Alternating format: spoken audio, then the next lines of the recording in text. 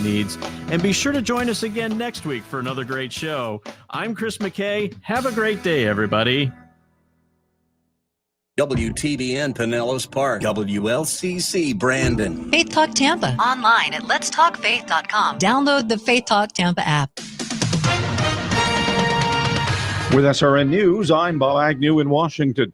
President Biden's executive orders on border security issued this week are little more than window dressing that will not solve the nation's immigration crisis.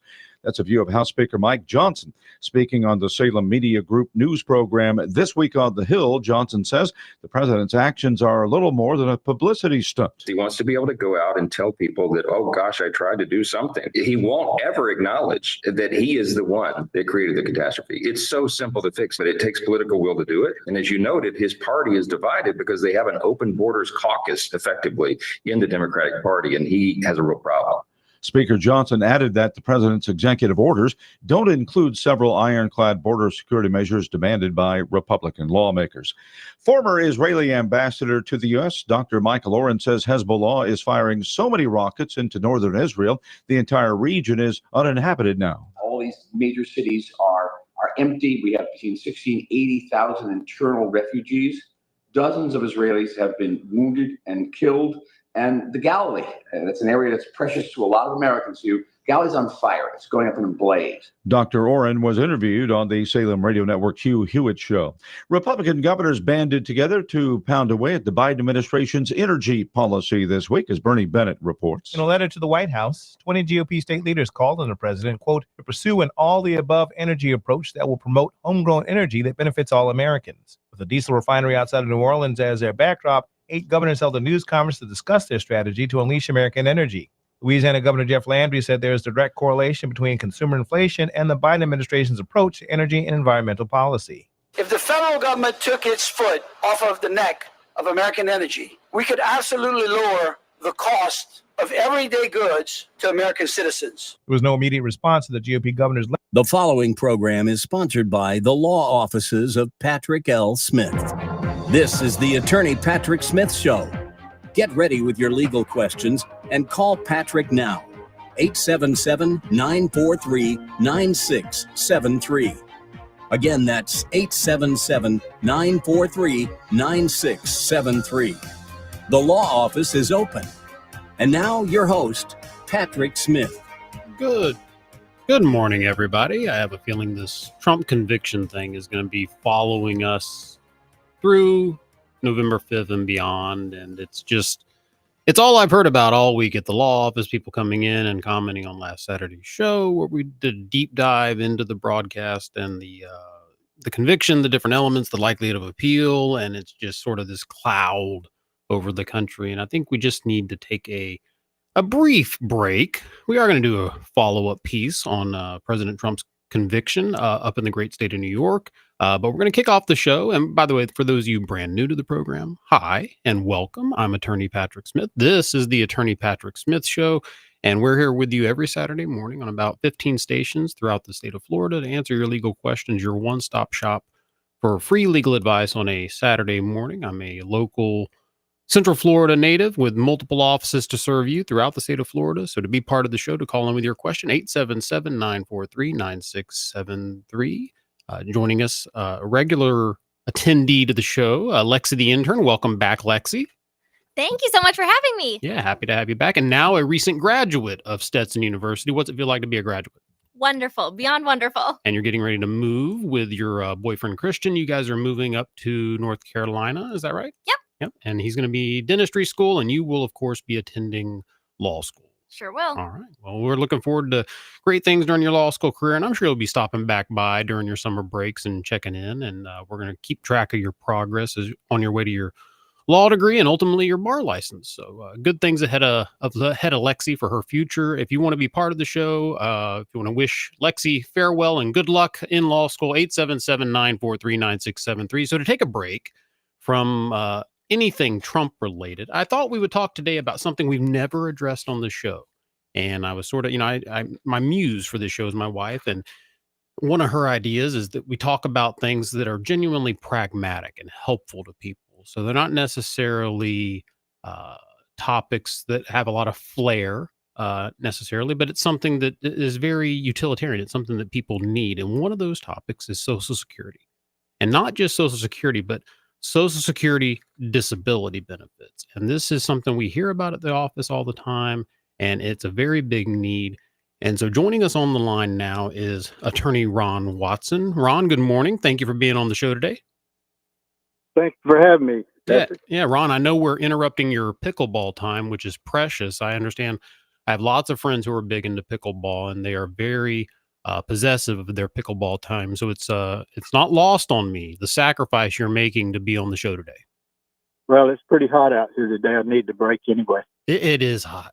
I mean, I went on a run. So normally I go on my 5-mile run. It's like 9 a.m. and I happened to go at 10, just an hour later. And it was a completely different experience, just that 1 hour difference. So, Ron, we appreciate you being with us. For those of you, a little background on Mr. Watson, attorney Watson. Ron, you're a Florida native, right? Yes. I was born and raised in Dade City. So Pasco County, and I'm a Polk County boy. How many generations has your family been in Pasco? Good question. On my dad's side, a couple of generations, and mother was from Hillsborough, Plant City. Okay, yeah. Mama, I'm 6th generation Polk County Floridian, and Mama's 5 generations from the same town in Polk County called Mulberry, Florida. So Florida native. All right. So Ron is a graduate of the University of South Florida with his law degree, his JD from the University of Florida. And it says on here on your bio, Ron, that you were a member of the Gold Key Honor Society. Is that like the Blue Key Honor Society now? Is it just changed, or is that different than the Blue Key Honor Society? I don't know if it's comparable to Blue Key, because this was at South Florida, and it was just academics. If you were so high as far as academics, you were in it. It really didn't do anything except that, just honored for academics. Yeah, that was kind of like, there was a great physician, and I mean like physics physician, named Richard Feynman. And he got one of these honor society awards. And I remember I went through something similar when, after I had graduated, I say posthumously, they inducted me into something called Phi Beta Kappa. And I was like, great. What is Phi Beta Kappa? And they're like, it's an honor society. And I kind of felt like Richard Feynman, because he has this great story where he got inducted into an honor society. And he said, well, what do we do as an honor society? And they said, well, we look around and decide who else is worthy to be part of our honor society. And he immediately resigned from the honor society because it's a pointless organization. So that's kind of how I felt about Phi Beta Kappa. It was an honor, and I was honored they thought enough of me to induct me, especially since I'd already graduated. And so I decided to give the plaque that they gave me for being inducted the appropriate prominence, and I hung it in the restroom at the office. And I thought that was the most appropriate place to hang that honor. So hopefully I'm not offending any Phi Beta Kappaites out there. But anyway, Ron, we appreciate you joining us. You are a classically trained Social Security disability attorney. And so just briefly, maybe kind of describe a typical case or what Social Security disability is. Well, I think the main thing to understand is there's 2 systems of Social Security disability, both administered by Social Security. The one you have to earn and you have to pay in to get insured status through your taxes, and it's nothing. It's no giveaway. It's something that you earn just the same as your retirement. The other they administer is called Supplemental Security Income, commonly SSI. It is a federal welfare, if you might say, system for people that have low enough income, low enough assets, but they don't have enough credits. They haven't worked enough, or they worked under the table, or whatever. You can get SSI if you're over 65 and you're disabled. The disability requirements are the same as Social Security disability, but Social Security disability, of course, normally pays a lot more.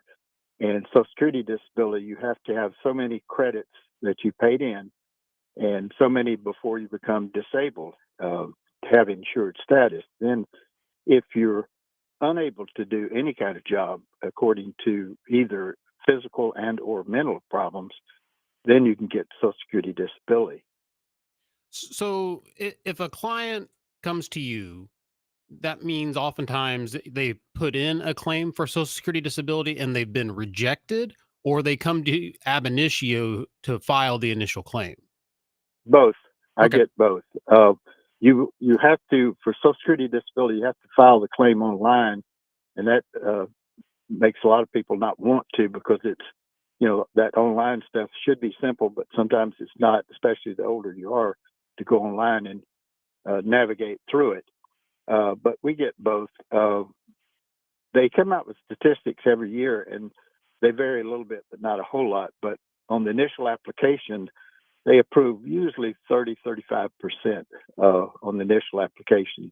And then if you're denied, you can appeal. There's like basically 5 appeal stages. Reconsideration, which they only approve about 10-15% there. And then a hearing, either by phone, Zoom, since the pandemic. We've been doing a lot of them that way. And some in person if you want it in person. There, your odds increase to about 50% statistically. Of course, I think it weeds out a lot of claims that are not genuine to begin with, or maybe people don't understand the system, because you have to be unable to do any kind of work. They look first to see if you can do your own work. And if you can't do your own work, then they look to see what else you might be able to do. And of course, the younger you are, the more they presume that you can be retrained. The older, then there's less chance of being retrained. But you also have to be out for at least a year. That means either you've been out of work for a year or you're going to be out of work for a year.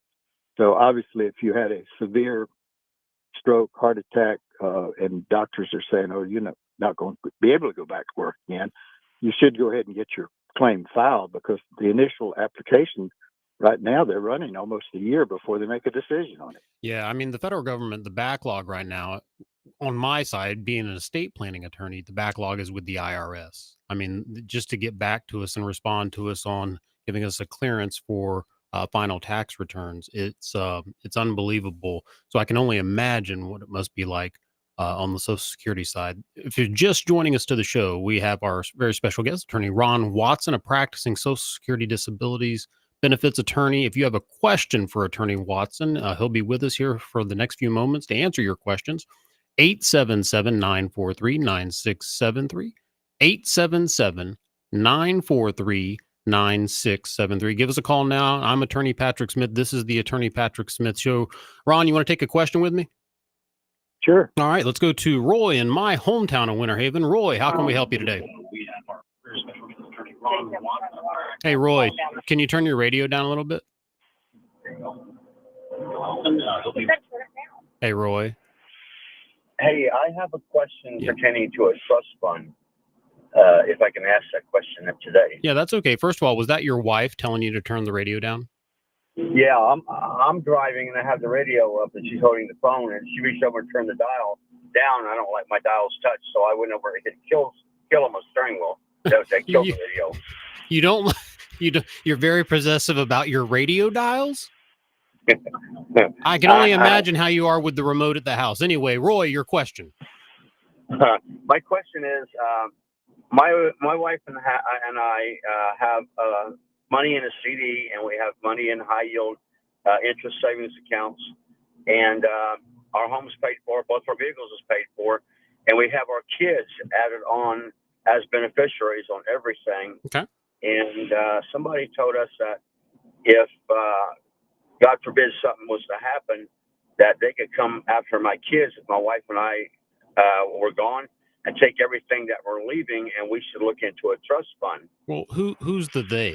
You said they could come after my kids. You said if something happens to my wife and I, they could. Are these the same people who got you and your wife, or are these different people coming after the kids?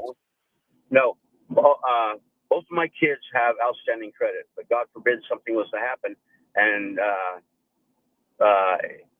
things went bad on their end. Mm-hmm. That credit can come and take everything my wife and I worked so hard to save for our kids.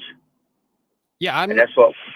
Yeah, I'm still not 100% sure who that you're worried about taking anything is. Like, is it the government? Is it a creditor? I mean, is there a particular concern? Actually, anybody, whether it's the government, whether it's a creditor, or anybody, because we don't want somebody coming in and taking what we've earned and Sure. to give to our kids away from our Well, kids. what you're talking about is being a good steward, Roy, and I reward that and I applaud it. I think, and we have an office right there in Winter Haven, so we'd be happy to help you out and give you a free consultation regarding the creation of a trust. And you're right, the trust oftentimes does optimize getting the most real dollars to the family, and that by avoiding the probate process. And I think that one of the key points there is that besides avoiding probate, the trust also does something called incapacity planning. So if you don't die right away, but you become incompetent because of dementia, Alzheimer's, you fall into a coma because of an accident, the statistics tell us that most of us will be incapacitated for some period. And finally, when you look at the statistical spending of a person during their lifetime, you'll see the final 30 to 90 days of their life are the most expensive days that they ever live. So having someone that you've pre-selected as a successor trustee to captain your family's financial ship can go a long way to reduce or eliminate a lot of those major expenses and protect it from aggressive creditors like nursing homes and things of that nature. So, yeah, I think it's worth looking into as far as whether or not it's the optimal fit for you and your wife, Roy. I don't know, but that's why we do a free consultation. And my standard trust package, and I was talking to some clients this past week. Actually, some educators came in. The standard trust package fee $695. I think they said they were quoted much higher fees and just had to hang up on other law offices because they were getting embarrassed when the other offices were saying these fees were so much higher.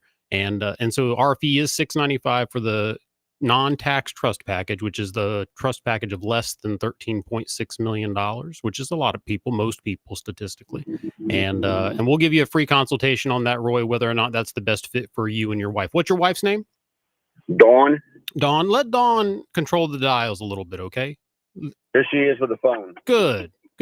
Give Dawn a little liberty. Let her take the lead a little bit on the dials. I think she's going to make you proud, Roy.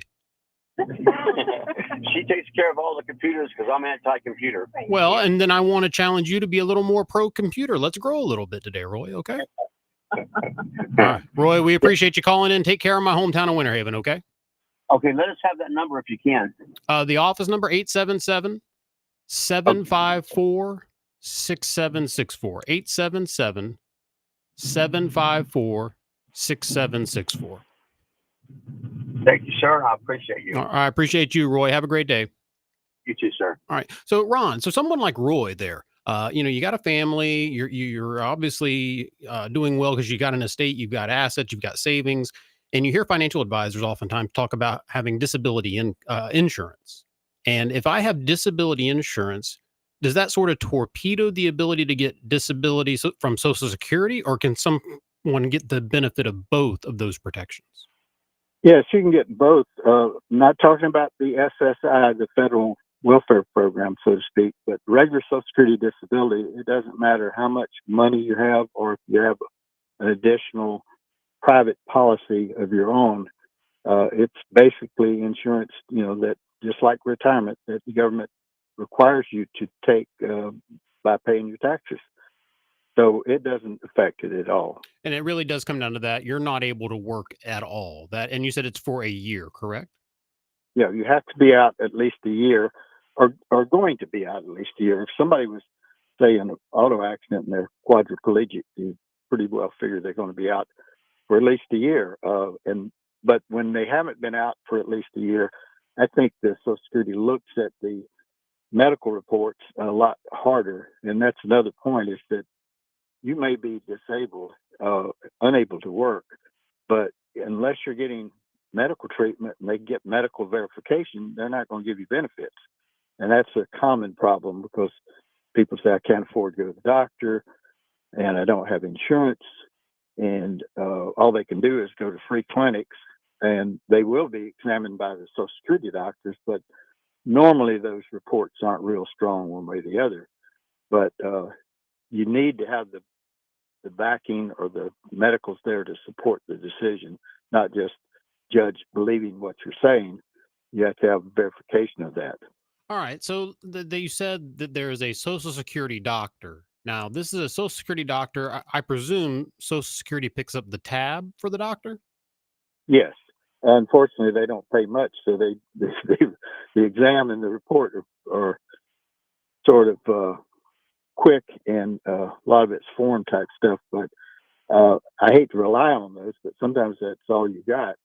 But before you even get to that stage, your medicals and your claim are reviewed by state doctors that don't even see you. Up in Tallahassee, it's farmed out there to the local state government, and they come up with the decision whether what your capacity is. And of course, if they deny you, you're contesting that. Yeah, And I if kind of they see the point, Ron, but I also I see a bias there as a matter of public policy. These are physicians examining you, but they're examining you on behalf of a third party that pays their bill. So they've got a very big motivation to make sure they stay a doctor that's providing care for Social Security, don't they? Oh, yes, I think there's a little bit there, but I don't know that they pay them enough to. It's not like you're paying a expert witness in a trial huge amounts of money. What they're getting paid is not much. But also, if there's one local doctor that used to do a lot of them. He's retired now, but Mhm. he used to put in his reports that this person can't work, and Social Security told him, "Don't tell us that. We don't want to. We don't want that. Just tell us what you observe. We'll make that decision." That does Uh, sound like a federal government solution to bias. How will we stop the doctors from being biased towards us? I know we'll pay them too little. That'll solve the problem. That does sound like a federal government solution, doesn't it, Ron? well, it's that's what they do, so we have to live with it. Well, and But like I've told the senators who have been on the show, I'm just like, we're radio personalities. We don't have to come up with the solutions. We just get to point out the problems. right, he would steer around it by using other words, such as the subjective complaints are in alliance with the objective findings, et cetera. He tried to code it as best he could if he thought the person was deserving, but he wasn't allowed to say he couldn't work. Yeah. Yeah. Well, Ron, I want to give you a moment here to give out your contact information because I'm sure there's lots of people out there who want to ask you questions. They just don't want to do it live on the air. And I'll give you a chance. But any final words or any common mistakes that you see people make that you sort of give caveats to anybody listening who's in the middle of a Social Security disability claim or considering one? Well, I think if they're doing their initial application themselves, the common, and it seems pretty obvious, but you'd be surprised that I tell people is number one, just be sure and answer everything as completely and accurately as you can. A lot of times they don't put down complete information and it sort of bites them later on. Secondly, what people often, I think it's the way the form's set up, get wrong is the onset of the disability, meaning at the point where the problems were so severe that you couldn't work. A lot of times they put the date that was when they first got sick, which may have been 3 years before or something. And the first thing they look at is the work record, and they see the person's been working for those 3 years and paying taxes. Then they know that that can't be right. And oftentimes they get turned down. Those are the common mistakes that people make. And even later on, if they send them questionnaires, not doing them completely and accurately. As far as other things, I can't think of anything off the top of my head. That my contact information, the phone number, I like to, when people call in, I like to go over it with them, try to make sure it looks like a valid claim. And if it is, then get them in if they don't live too far away, or start communicating by email, etc. But my phone number is 352-357-2932, extension 2. And another question that is common, people say about working. Obviously, the more that you work, the stronger your medical's got to be that you can't work full time, because a lot of people are doing the best they can and they work part time. But they have figure each year, it varies with inflation, but it's currently like $1,550. If you gross over that per month, you're presumed substantially gainfully employed. And it's pretty strict. They're not going to give any benefits. You're grossing over that. But a lot of people seem to think that, okay, I can earn up to that and still get disability. But you can't artificially hold down your income and get it. So that's what I'm saying. If you're earning, the more you earn, I think the more that the medicals have to be strong to support that you can't do any more than that. Well, 'Cause they Ron, figure, we really appreciate you making the time to be part of the show and educating the audience on a topic we've never covered, Social Security disability. We certainly hope you'll come back on the show. And the one part of your bio I purposely left out to the end was the fact that you've been a practicing attorney now for 54 years. Is that right? yeah, I'm just lucky to be here. Well, Ron, we're lucky to have you. Any words of wisdom to Lexi, the intern, as she gets ready to go and begin her law school career? Go to medical school, maybe? Spoken like a guy who's been in practice 54 years. Ron, you're a treasure. Thank you for making the time. Enjoy the rest of your Saturday and happy pickleballing, okay? Thank you. All right. Thank bye-bye. you, Ron. Bye-bye. All righty, 877-943-9673. 877-943-9673. All right, my call screen is rebooting. I know we have a caller, and I can't see it. Oh, the other screen? Oh, look at all this. We have so many monitors in the studio. My coffee was blocking it, Joe. Sorry, that's on me. All right, Bob in Palmetto. Bob, welcome to the Attorney Patrick Smith Show. Hey, Pat, you and I have spoken. A lot of people don't realize that not only do you broadcast online, but you also, after the show, I call you and you're in cars and you answer questions. I mean, I appreciate your services. And let's get that out of the way. Okay? Well, I appreciate your kind words, Bob. Great listeners like you are why we do what we do. So how can we help you with your question today? Well, I bought a home a year and a half ago. Uh-huh. Well, I moved in a year and 7 months ago. From that moment on, I've had swimming pool issues. I paid $150,000 for my pool. Wow. It has a kitchen, has a fireplace, has all lights and whatever, flowing water. Well, anyway, from that moment on, I think it worked about 25% of the time. I find out 2 months ago, I get on a county building, it was not inspected. And so I call up the pool company. Now, I did not pay the pool company. I paid the contractor. And so if I sue them, I have to sue the contractor. And that's part of my question. Can I sue them both? Yeah, in that situation, Scott Smothers is the general civil litigation counsel I work with most regularly. And I'm not going to put words in Scott's mouth, but based on prior cases, yeah, more than likely, if you have cause of action, you look at the elements, and if you can go after both, yeah, you go after as many parties as you can and let them sort of fight their way out or settle their way out. Pat, I've attempted to try to mitigate this on several occasions, but I was going to split the bill with them. I got $2,000, $3,000 worth of bills of this pool. They've come out through the warranty period dozens of times trying to fix the pump, the urns, the lights. Anyway, I got 2 lights burned out. Those lights are under warranty. That's pretty unusual for lights to burn out. Yeah. Each of them costs $1,000. Anyway, the point is, it's not the money. It really is not the money. You have led me through DOM, and I am a friend with Jared Bailey. I don't know if you know Jared Bailey. I know Jared. Jared Bailey's of counsel with my firm. I know. I was meeting with Jared yesterday. Yes. Oh, cool. Ask him to call me. Okay. I've talked to him many times. I've left messages, and I thought maybe he was on vacation. Yeah, he and I were going to go golfing, and I do lots of party kind of stuff here. I'm a recreation director for this particular village, and so he and I were attempting to try to meet up. But here's the complexity of this. About 3 weeks ago, for principal only, 8 months ago, I applied for VA benefits. I got a 50% disability myself. That means I get money and I don't have to pay I pay half the taxes, whatever. I got another corporation in Missouri that fights for more money. So by the end of the year, I'll probably be 80 or 90%. And so with that said, I have lots of services that come out of this particular disability because I was in the service for 28 years. But the point is, now that this has happened, I'm probably have to seek some legal services through them. What the heck? I might as well save $1 or $2. Plus, they have no dog in the fight. You know, it's nothing personal for them.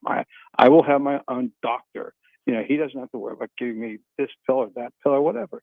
And so I'm in a point of learning at this point in time. All right. Do But- you have your own attorney on the disability side yet? Well, I thought I did. No, not yet. I have this month. I go to the VA. Okay. And I go to a doctor. I have to set up a doctor first. I get everything's free. I mean, it's kind of money goes to money, right? To be free in this country, that's what you got to have. You have to be a capitalist. Don't ever believe that you are free in this USA unless you got a whole bunch of money. That's what I believe. I'm a writer. I'm published, and I talk about this a lot in my writings.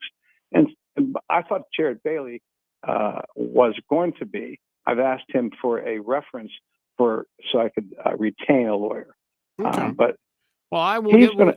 I will reach out to Jared after the show, and if you need a Social Security disability attorney and don't have one, you can reach out to my office next week, Bob, and I'll put you in touch with Attorney Watson if you want to speak to him. Since he was our guest talking on Social Security disability just a few moments ago, but yeah, just give us a call and we'll get you pointed in the right direction. Like I said, I'll personally reach out to Jared and make sure that he makes contact. Okay. Yeah, do that because I like Jared. He's just a great. Me too. We have that in common. He's a good guy. So, Bob, we appreciate you. Enjoy the rest of your Saturday, okay? And thank you, Pat. Yes, sir. Have a great day. 877-943-9673.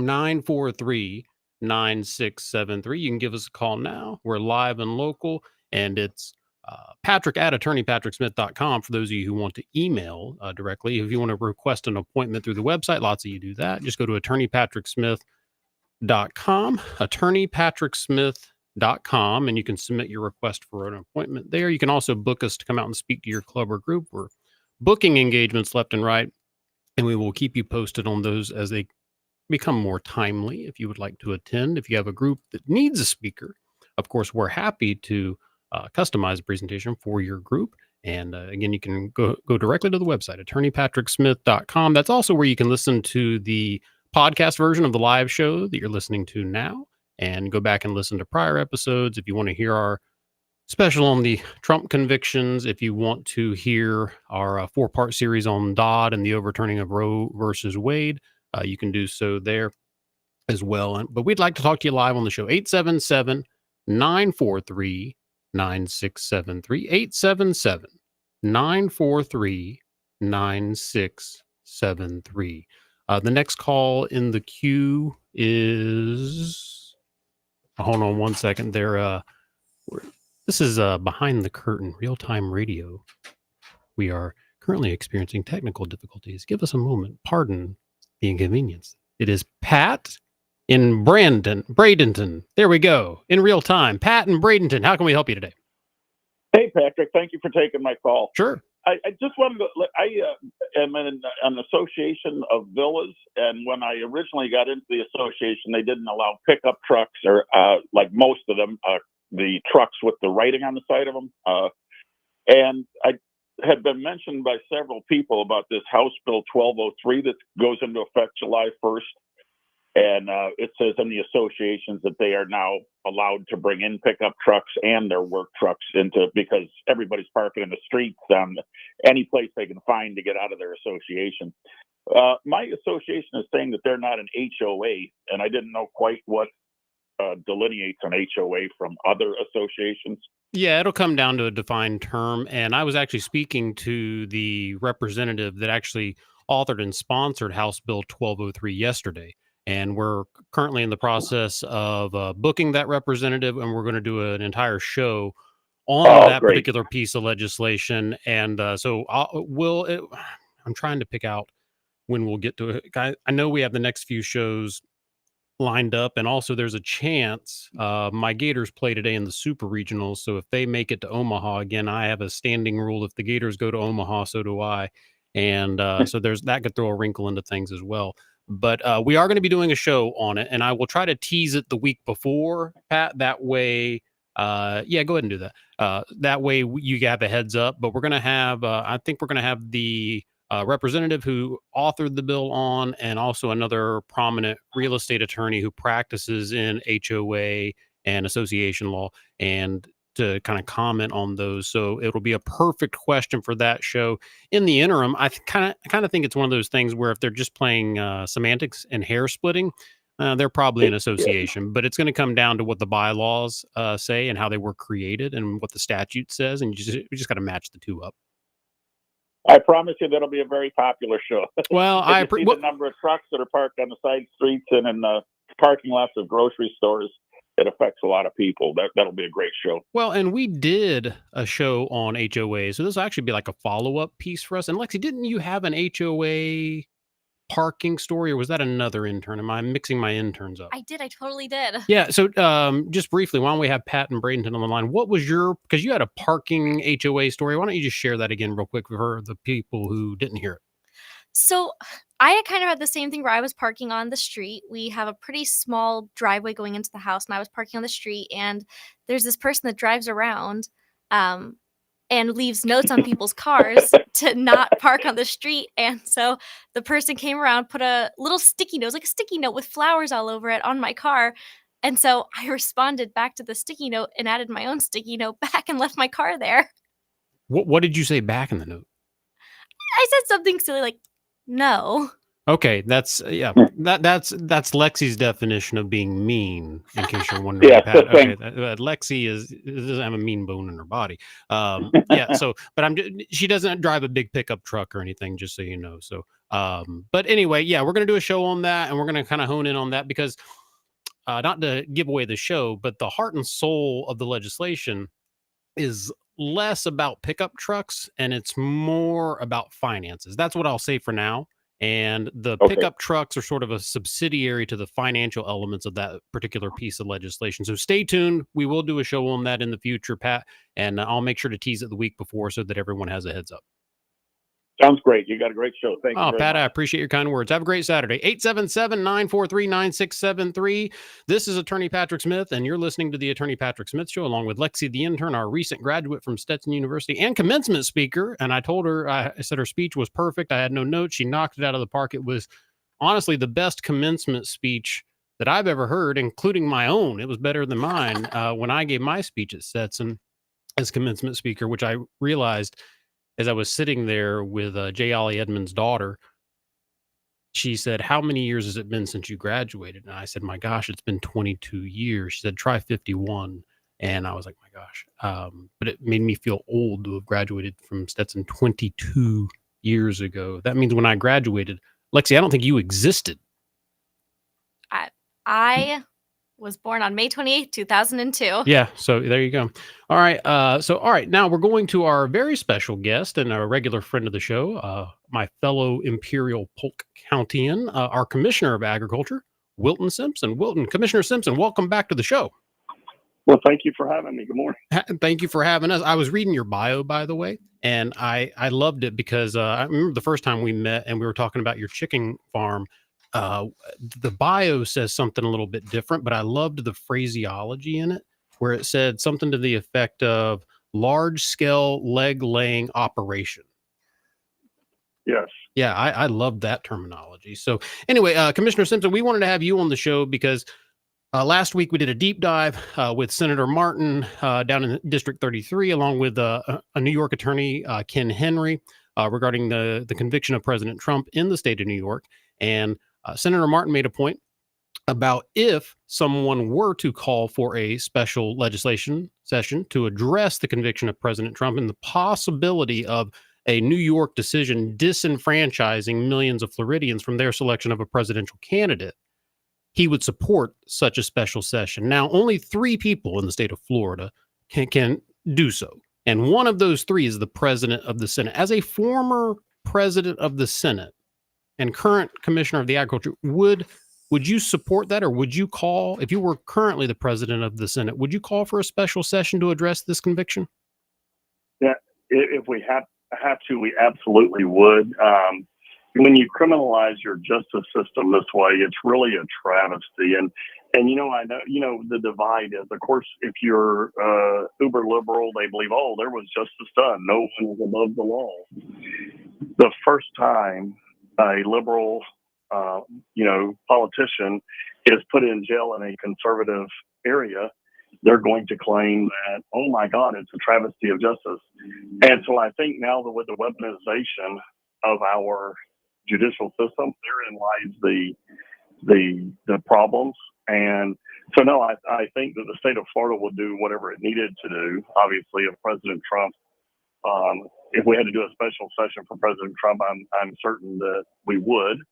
And as a presiding officer, clearly, it's one of the most concerning things that you could see is that when you start prosecuting, the nominee of the Republican nominee for the United States president, we're acting more like a banana republic rather than the United States of America. And it's a real travesty. And, if you'll go back and remember, when Hillary had done a lot of things that may have landed other people in jail, and the old chant was lock her up, nobody actually tried to lock her up, right? They didn't have trials. They didn't go to a conservative state and have a trial.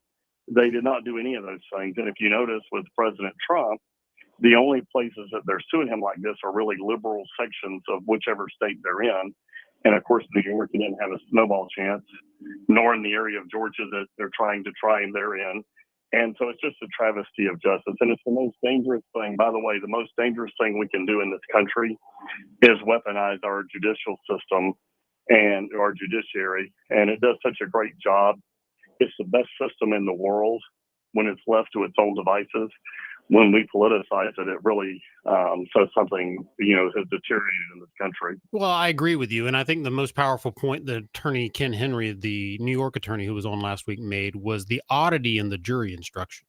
He said in all of his practice, he'd never seen a judge give a jury instructions that said, you don't have to agree on the crime unanimously. You just have to agree that there was a crime to elevate this from misdemeanor to felony. So, if 3 of them thought it was crime A and 9 thought it was not crime A, but the other 9 thought it was crime B, they said, okay, that's unanimous. And that's odd. And so Attorney Henry, if I'm not mistaken, thought that's the most appealable ground and the most likely thing to get overturned on appeal. But as a political scientist, I look at it and say, well, there's the most politicized part of it. It's in those jury instructions because it's like you're trying to rig the instructions, it seems, for a conviction as opposed to letting the jury do the job that they were supposed to do. That's 100% right. They outline, which is great, by the way, because they put it in there and it's a very appealable infraction. And I just think that when you have a country of business people that attempt to, in President Trump's case, if you remember, the other judge was saying on the conviction in New York where the business fraud, they're going to unwind his businesses there. They were saying, well, but he used the wrong valuation. That Mar-a-Lago is only worth $17 million. And so in the whole scheme of that situation, you had President Trump as a private businessman doing business around the country. There were no victims within this trial. There were all the monies had been borrowed and paid back as legitimate business expenses. And that state and the state of New York and that judge said that he had committed fraud for running his business. And I'll give you a couple of examples because this is important for people to hear. I'm an old person, so I've been around a while. If you go back to 2005 and 6, we had a real estate boom in the state or in the country, and you could buy land in Pasco County, Florida, where I live, would cost you $40,000 or $50,000 an acre. In 2010 and 11, in the height of the Great Recession, you could buy that same land again in most cases for $5,000, $6,000, $7,000, $8,000 an acre. Mm-hmm. And then today, that same property may be worth $100,000 an acre because of the boom that Florida has experienced the last 3 or 4 years again. And so if you were to borrow money in those situations, or you were to have appraisals in those situations, were you right in 05 or 6? Were you right in 10 or 11? Or are you right today? And so when you start weaponizing the judicial system to make judgments based on professionals that have professional appraisers doing professional work, and you make that some sort of a crime, that is the complete, that shuts down all business in this country, because you would never know when you were going to have a political weapon weaponized against you, the judicial system, to say you somehow committed fraud, when everything that was in what I just described was very legitimate business in the state of Florida over the last 20 years. The same thing happened in every state. So go to the state of New York, it was the same. It was in large swings in these valuations of things. And you think, how is that fraud? And then who would prosecute the president of the United States based on that? And only someone that had run for office saying they were going to get Trump, right? They're going to shut him down. They're going to take his businesses away. They're going to run him out of the state. Yep. And that is the weaponization of the system. And I'm just being factual, not anything else. Can you imagine, just imagine for a second, having now a liberal on the other side of these arguments and them facing felonies and going to jail. And then you would have the complete weaponization. And so far, you haven't seen those things. And I don't think you're going to see that. You're not seeing that type of activity from conservative states. And I don't think you will. I think there's more common sense on the conservative side of the ledger. Yep. And I don't think we're not going to, certainly we realize that we should not politicize our judicial system. I think it's a sham and just an unfortunate situation that we find ourselves in as a country. Well, and Commissioner Simpson, I know you're very busy, and we appreciate all your hard work you do. And you know, everyone thinks that being Commissioner of Agriculture is just dealing with agriculture, but you and I both know that job description is way too narrow for the actual work that you do daily to make this state of Florida so great, and we appreciate it. But I couldn't help but thinking about Ronald Reagan while you were talking about that and how divided the country is now and how it's so visceral to retaliate and, you know, to not turn the other cheek. But do you remember when Ronald Reagan won 49 of 50 states? It was very close to winning all 50 states in his presidential election. I absolutely do. I voted in that election. The first time I could vote in my life was 1984. And of course, I registered as a Republican in 1984 and have been one my entire life. Mm-hmm. And Ronald Reagan was an inspiration to this country. And if you go back and listen to his words, he's an inspiration today. And, you know, people, you know, going back through history, thinking we needing an inspirational leader.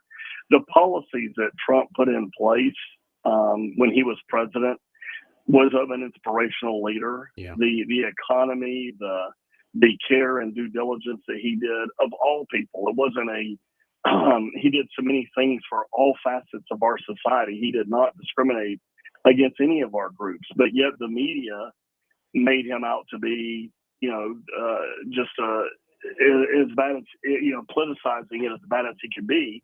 Can you imagine this media going back to the time of Ronald Reagan and the same media go after Reagan like that? And one of the most popular presidents, certainly the most popular president in the last 50 years. And can you imagine them going after him? Can you imagine, just for a second, let's go back 100, 150 years and have the dissension amongst Americans and put that in terms of the president's, you know, the President Lincoln.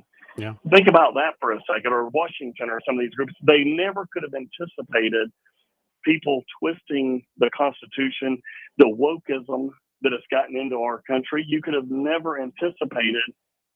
There's some things that you thought were certainty, right? Boys are boys and girls are girls, things of that nature.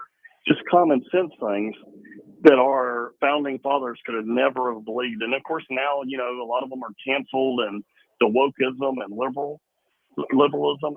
I don't understand why we can't agree. There was different eras in this country. And yes, we're very ashamed of some of those eras because some of the things that happened, but we've overcome that as Americans. This is the best country. This is the best country in the world. Well, and I think it's human nature, Commissioner, not to cut you off, but I think the media sort of fans the flames and it dovetails with human nature. We focus on our differences as opposed to our commonalities.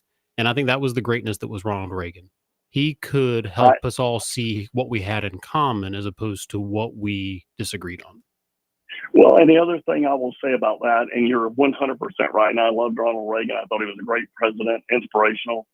But Reagan had a quote that went something like, if you agree with somebody 80% of the time, that person is a friend. That is not a foe.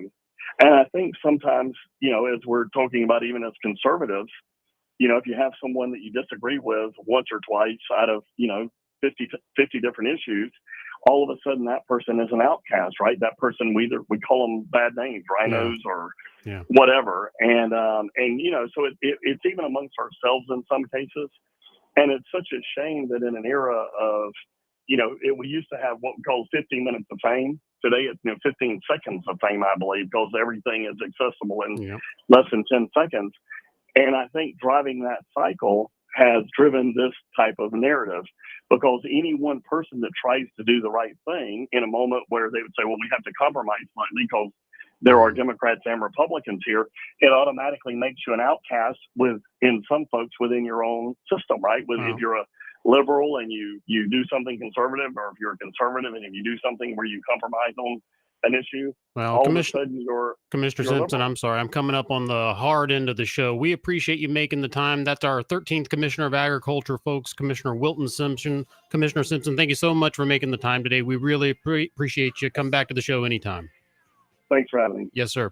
All right, this is the Attorney Patrick Smith Show. Lloyd, Al, T, hang on the line. I'll talk to you off the air. Lexi, the intern, best of luck in law school, and thanks for being here today. Thank you all for listening. I'm Attorney Patrick Smith. We'll be back with you next week. Everybody stay safe. God bless, and go Gators.